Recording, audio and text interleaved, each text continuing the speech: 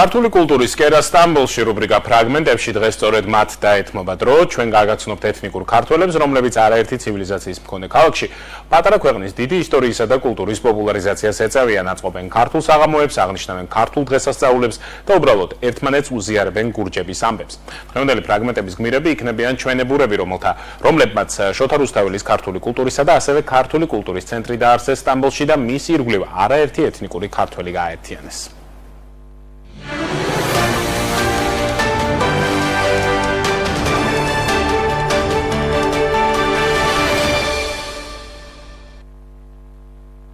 მე პირველად მოვედი 2009 წელს ბათუმში. პირველად ნახულობ საქართველოს ეთნახევარ საუკუნის შემდეგ. ასე ისეთი იმაზე ვიყავი, რომ ემოციურად ვიყავი, რომ მამა ჩემმა ვერ დაინახა, მისი მამა ვერ დაინახა, მისი მამა ვერ დაინახა და მისი მამა ვერ დაინახა. ხო და მე დავინახე ეთნახევარ საუკუნის შემდეგ ეს მიწები და რაზა მისაც კოსნა მინდოდა და მერიდებოდა. ხო და მოვედი ხაზზე, წითელ ხაზზე.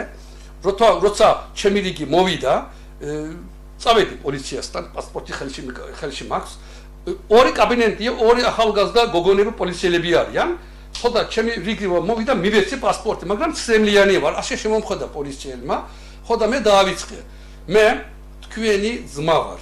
მე თქვენი სისხლი ვარ. მე პირველად მოვდივარ საქართველოში. ძალიან მიყვარს საქართველო. ახლა ცომ უხერხული რომ არ იყოს მიწას ვაკოცებ რაღაცა რაღაცა ყველა არ მახსოვს რა უთხარი, მაგრამ ის მახსოვს რომ ნიკაპიდან მოდიოდა ცრემლები. ხო და პოლიციელმა ასე ხელში დაიკავა ის ხელში ქონდა ჩემი პასპორტი და დაამოსმა აკონტროლა თუ არა არის ჩემი აზრით არ აკონტროლა. და ბეჭედი შედი სამშობლოში მეთქვა, მაგრამ ის ისტიროდა. ისიც ცრემლიანი იყო. ვეზებ იმ პოლიციელს. ეს და სხვა მოგონებები ერთად აკინძა და საუკუნის სევდად წოდებულ წიგნად გამოსცა. წიგნად, რომელიც მართალია ყველა მოგონებას ვერ იტევს, თუმცა სახელს იხდენს და მკითხველსაც იძენს, როგორც თურქეთში, ისე საქართველოში. მე ადრე მოგონებებს ვიზიარებდი საზოგადოებრივ ქსელებში, ხო და ჩვენი ქართველი მეცნიერები მითხრეს, რომ ეს წიგნად დავაბეჭდოთო. ხო და მე ას პოეტი ვარ, ას მწერალი ვარ, ას შეეთი კულტურა მაქვს, მე ვუთხარი, არ მაქვს კულტურა ვუთხარი, ჩვენ დაგეხმარებითო მითხრეს. მერე საუკუნის დრო მოვიდა საუკუნის სევდა სახელით ასეთი, ჩემი მოგონებები აქვს, წიგნი დავწერე. უпростоრად თქვენების დახმარებით დავწერე. ქართულად წერა-კითხვა ორჰან ბერიძემ 45 წლის ასაკში შეისწავლა, მანამ კი მხოლოდ საუბრობდა და ისიც არც თუ ისე კარგად. გირესუნში დაბადებულმა ჩვენებურმა მწირი ლექსიკური მარაგი სტამბოლში ემიგრანტებისგან შეივსო. ახლა კი უკვე საუბრობს, წერს და უფრო მეტიც. თურქეთში ქართული ენის, ლიტერატურისა და კულტურის პოპულარიზაციას ეწევა. თურქეთში 2005 წლამდე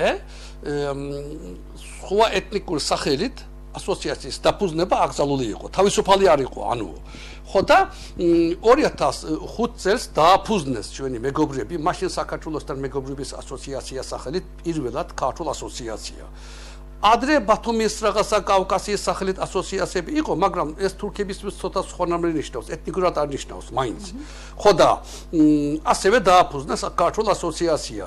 იმ ასოციაციაში მე გავაწევრიანდი 2006 წელს დაიწყო იმ ასოციაციაში საკვირაო ქართულის კურსები.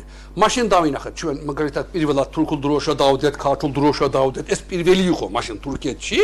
ხო და პირველად თურქეთში კიდევ პირველად მაშინ გავაკეთეთ საკვირაო ქართული კურსები. 2017 წელს ჩვენი ქალბატონი სალომე ბარამიძე, სეზენ გონენჩ ოქჯანთან ერთად და კიდევ 5 მეგობარი, ანუ 7 ადამიანი თურქეთის კანონმდებლობის მიხედვით დავაფუძნეთ ასოციაციის დონეზე თურქეთის სახელმწიფოს ნებართვით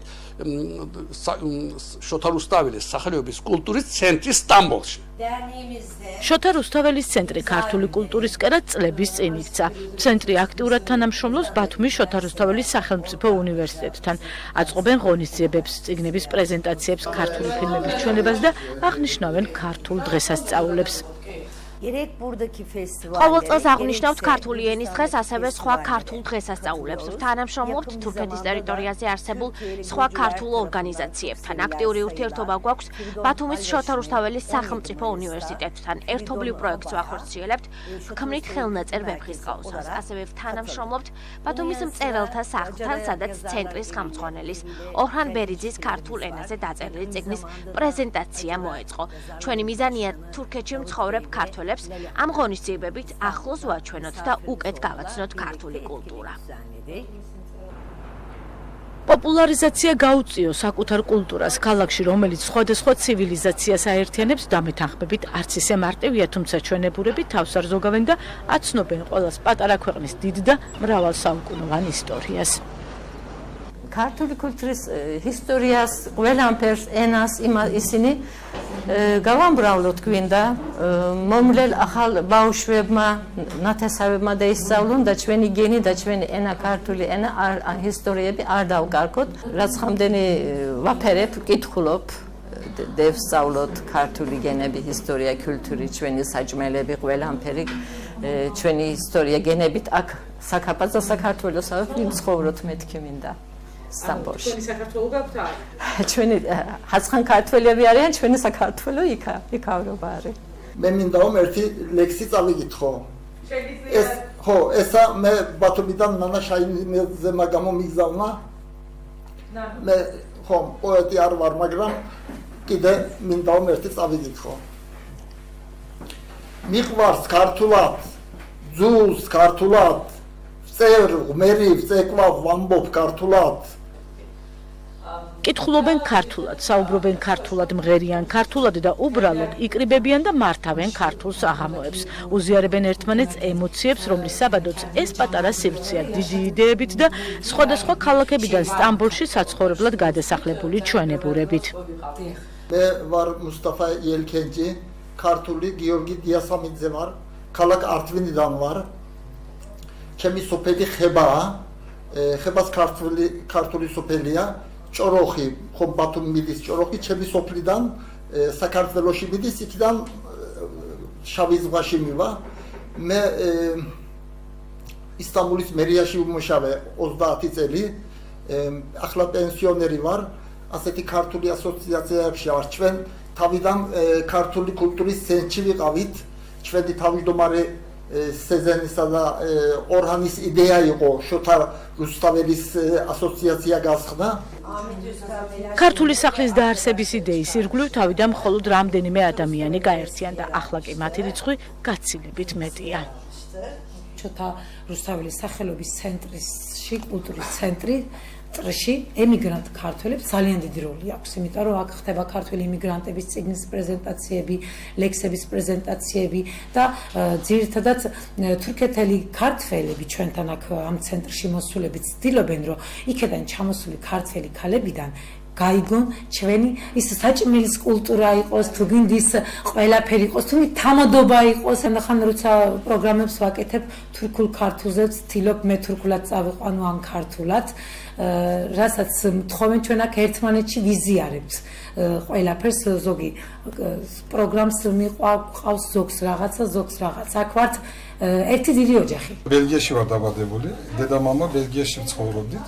დედამამა მარტო ქართულად ლაპარაკობდნენ ოჯახში და ჩვენ თურქული ენა არ ვიცოდით, ქართული ვიცოდით, ფრანგული ვიცოდით. დედაენა ფრანგული, მეორენა ქართული იცო. 92 წელს წავიდი საქართველოში. იქ უნივერსიტეტში ჩავიწერეთ, მინდოდა ვსწავლა, მაგრამ 3-4 თვე რომ ვისწავლი, იმ დროს მოხდა ომი.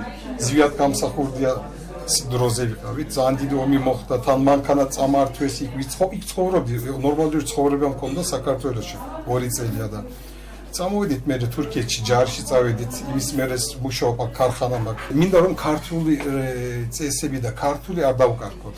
ჩვენს მემრე, ჩემს შვილებს ვასწავლი ქართულად, ჩემს შვილები იციან ქართული ძალიან კარგად.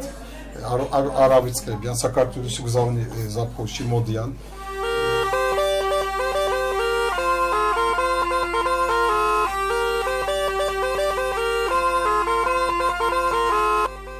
შოთა რუსთაველის ქართული კულტურის ცენტრის გარდა სტამბოლში არაერთი სივრცეა, სადაც ქართველები ხშირად იკრიბებიან და ერთმანეთს გურჯულ ამბებს უზიარებენ.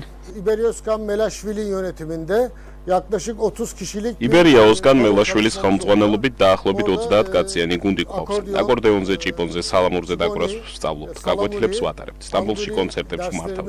ქართულ ფოლკლორს ვაცნობთ საზოგადოებას. მამაჩემი დიდმანიძეა და ბათუმელია. სტამბოლში ართვინიდან ჩამოვედით, აქ ცხოვრობთ და ვმუშაობთ. devam ediyoruz. Sadece derneğimizin değil, diğer ჩვენი მიზანია ქართული კულტურა ვასწავლოთ და გადავცეთ ჩვენ შვილებს, მომავალ თაობას. სტამბოლში სხვადასხვა ქართული ასოციაციაა, ჩვენ ერთმანეთის გვერდით ვდგავართ და ვეხმარებით ერთმანეთს. მონაწილეობთ საკონსულოს და საელჩოს ღონისძიებებში. ისინი ჩვენ დიდ დახმარებას გვიწევენ.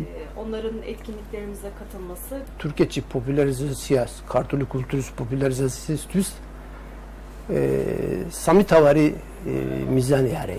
Kultura, ena, პირადობა და ერთობა. არ იყო ერთობა, ინეგოლები სხვანაირად მუშაობენ, ისტანბულში სხვანაირად, ლუჯეში სხვანაირად, შავ-ზღვაში სხვანაირად არიან. იმიტომ იყო ერთობა, იდეა იყო ჩვენთვის და პირადობა, რა თქმა უნდა, კულტურა და ენა. მე მგონია 15 ქალაქიდან ჩამოსული ხალხიდან გაკეთებული მარტო ინეგოლების არ იყოს ეს ასოციაცია, არ იყოს სამსონელების, არ იყოს ადაბაზარის, ეს იყოს თურქეთის ყველა ქალაქიდან ჩამოსული ხალხის გაკეთებული ასოციაცია.